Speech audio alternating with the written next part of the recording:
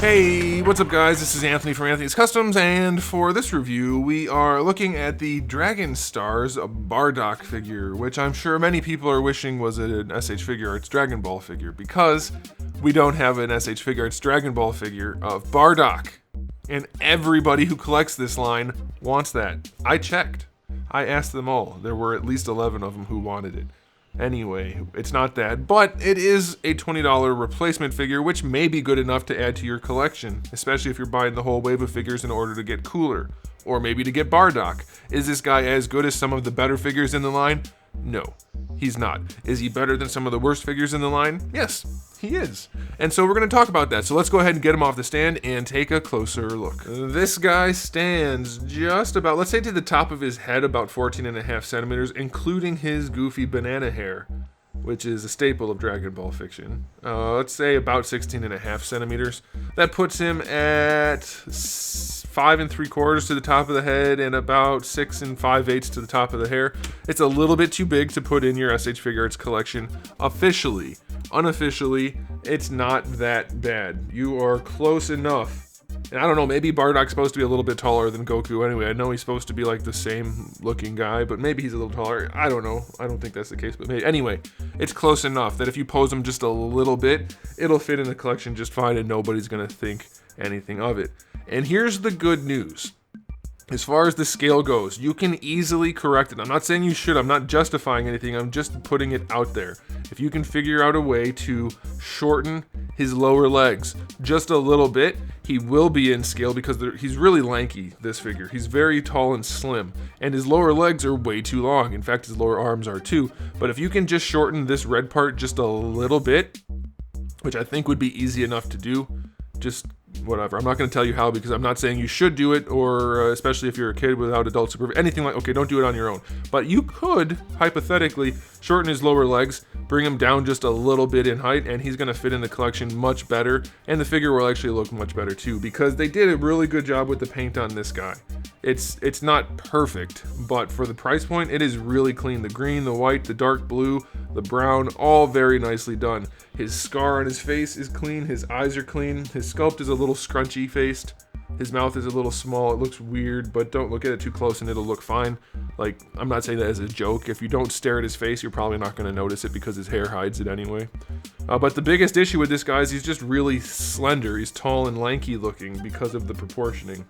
And obviously proportioning has never been accurate in Dragon Ball fiction, but this is not accurate to Dragon Ball. Does that make sense? It should.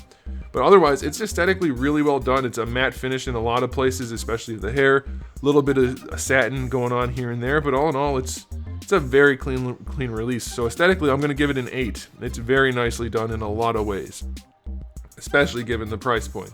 This is not meant to compete with your Figuarts. As far as accessories go, we have 2 fist hands and 2 open hands, and that is it. 5 out of 10. Definitely could use a little bit more. I get that this is already an expensive figure considering the price point.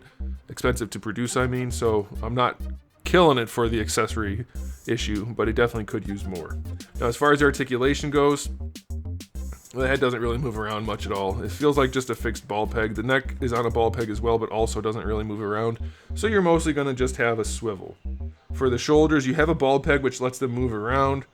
It's not the best situation. It's kind of ugly when you look in there, but if you just leave the arm in place like that and then use the shoulder itself, you'll be okay. Shoulder is a standard ball hinge.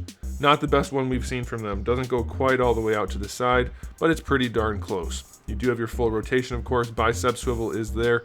Double jointed elbow, just 90 degrees. That kind of blows. And then you have a ball hinge wrist, which is actually pretty good. That's fine. For the abdominal section, you get a waist twist. That is it.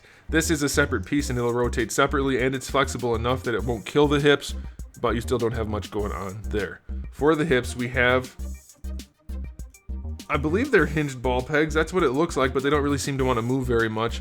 But you can bring the legs out a little bit, not a ton. Bringing them forward works pretty well. It goes out to the side. No, I take it back. It doesn't work pretty well. It goes out to the side. It's not good. Very limited range, not just pretty. You do get a thigh swivel. Double jointed knee is disgusting. I don't know what they were thinking with that. It's gross. That is, well, I know what they were thinking, but they shouldn't have. It's not good. You do it like that, you get better range, but it makes it even uglier. That is a bad knee joint. Don't do that ever again.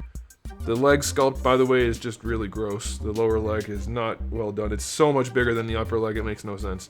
Ankles have a good ball hinge. That's nice. It's a little loose, but it's functional, so that is fine. So yeah, articulation's not good on this guy, 6 out of 10. So if it wasn't Bardock, I would say don't buy it at all. But since it very well could be the only Bardock figure, and it's not bad given the $20 price point, I'm going to give this guy a 7. And say, go ahead and pick it up. It's a decent enough spot filler. Pose him a little bit. Don't put him in the front of your collection, and it'll be fine.